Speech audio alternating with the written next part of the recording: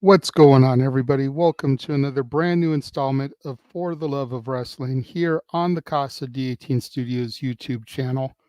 I, of course, am your host, the Renegade of Wrestling, JJ Williams.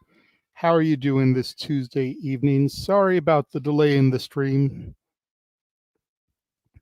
It's good to see everybody tuning in. Good to see Walter here. What's going on, man? So let's get right down into it. Tonight's episode of NXT kicked off with some tag team action as the Street Profits challenged the NXT Tag Team Champions Axiom and Nathan Frazier.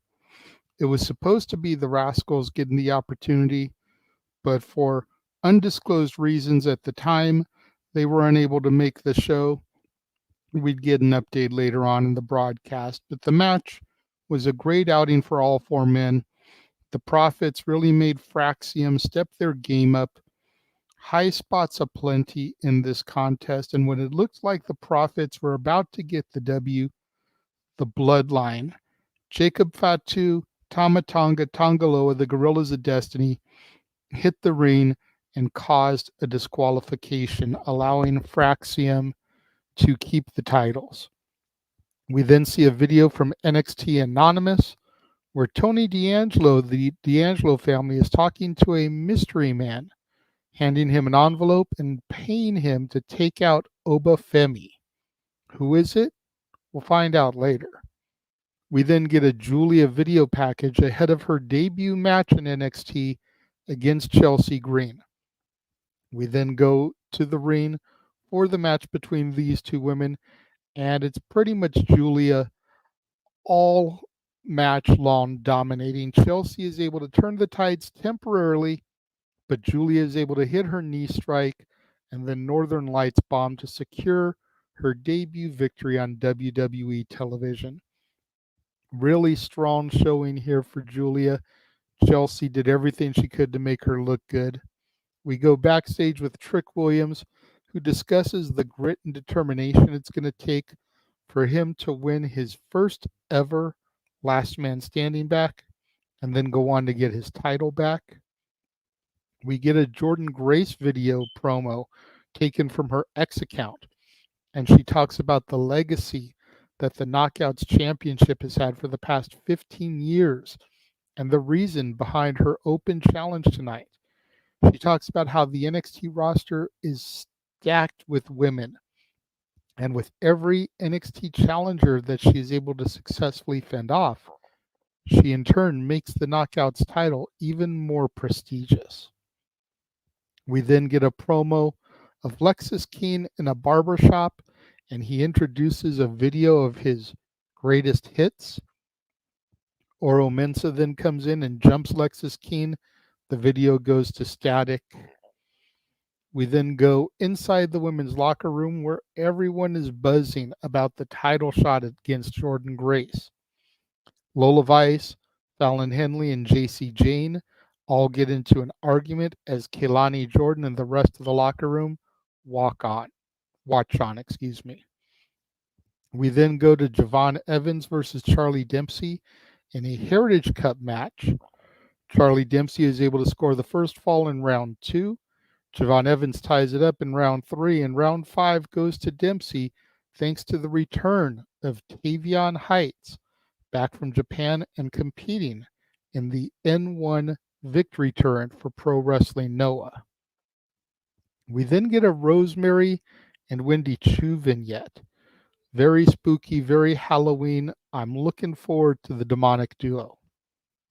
Backstage with All Ego, Ethan Page says that everyone should thank him for the era of All Ego that we are currently living in, and that all he has to do on October 1st is pick up the scraps of whoever is victorious in tonight's main event.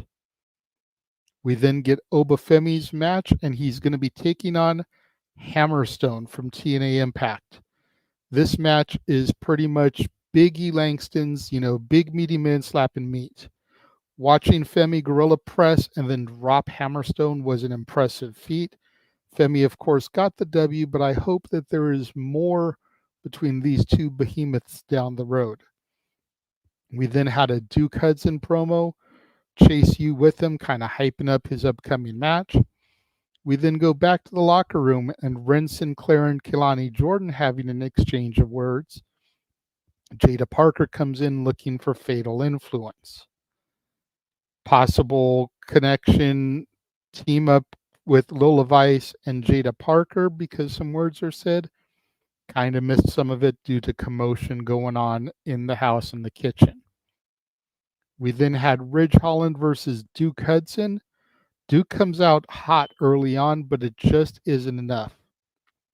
Ridge is able to take control, puts Duke Hudson away with the Redeemer, and then proceeds to destroy him post-match as Thea Hale is basically crying from the sidelines. We then get Pete Dunne backstage talking about his rivalry that's been ongoing with Trick Williams and how he has had to figure it out his entire life. They announced that Miz TV will be a part of NXT's debut on the CW on October 1st.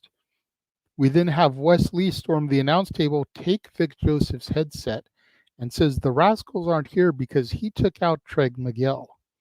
He then challenges Zachary Wentz to a street fight on October 1st in the CW premiere. Via Zachary Wentz's Twitter account, he has accepted the challenge. We then get Jordan Grace's open challenge, and Sol Ruca answers the call. Good match between both women. Grace was about to end things when the lights went out. When they come back on, Jordan Grace is face to face with Rosemary and gets choked out by Wendy Chu.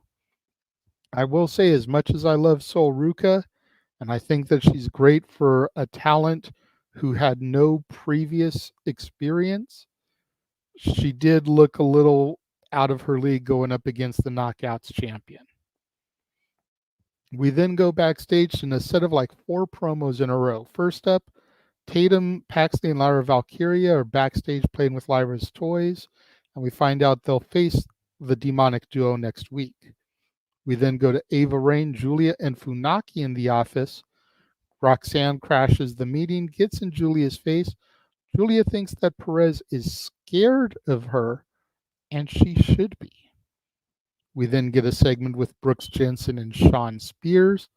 Spears basically says here that he's going to allow Jensen to make decisions for himself and not be the type of friend that Josh Briggs and Fallon Henley were. We then get Cedric Alexander and Eddie Thorpe encounter each other backstage. Thorpe is flanked by women, and Cedric says that he sees right through Thorpe. Main event time, Trick Williams versus Pete Dunne, last man standing. Winner gets a title shot against All Ego Ethan Page on the premiere of the CW on October 1st. Solid, hard-hitting match between both men, but at the end of the day, Trick Williams was able to get the victory over Pete Dunne and will get the shot at All Ego Ethan Page on October 1st.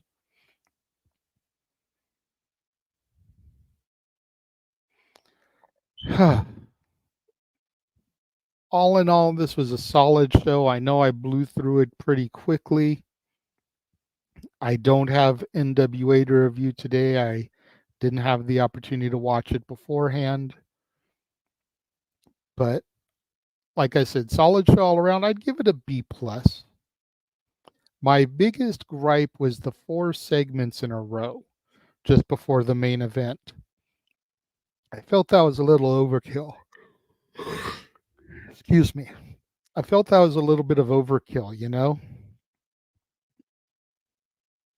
Glad to give you all the 411, Walter. I might go back and watch the debate on demand, keyword might. But yeah, it was a solid show. B+, I think, like I said, too many promos at the end. If they had spread it out a little bit more throughout the show, then maybe it would have been an A-.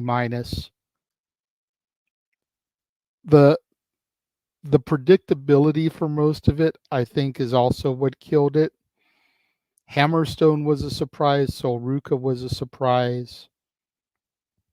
But Fraxium retaining was pretty much a given. They weren't going to lose the titles to the Profits after just getting them back.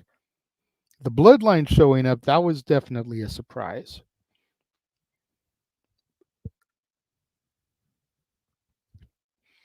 I don't think in the entirety of Roman Reigns' Bloodline run did we ever see the Bloodline on NXT. So to see them come down for that appearance, I thought was solid. If I was going to do it, maybe I would have saved it for the debut on the CW. But hey, just nitpicking. Julia winning her first match, not a surprise. Trick winning over Pete Dunne, not a surprise. You know, Jordan Grace retaining her title, not a surprise.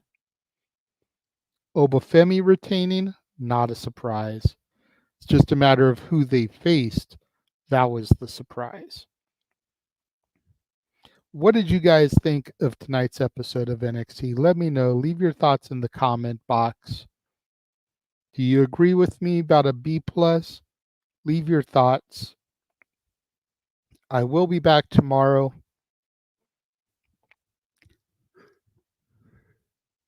Excuse me. Long day today. I will be back tomorrow, same bad time, to do my review of Dynamite. And then I will not be here Thursday to review Impact. I will be on Simply Predicting with Noah Foster, giving my review there, doing predictions and whatnot. I'm sure we'll be talking a little bit about the Impact that just ended.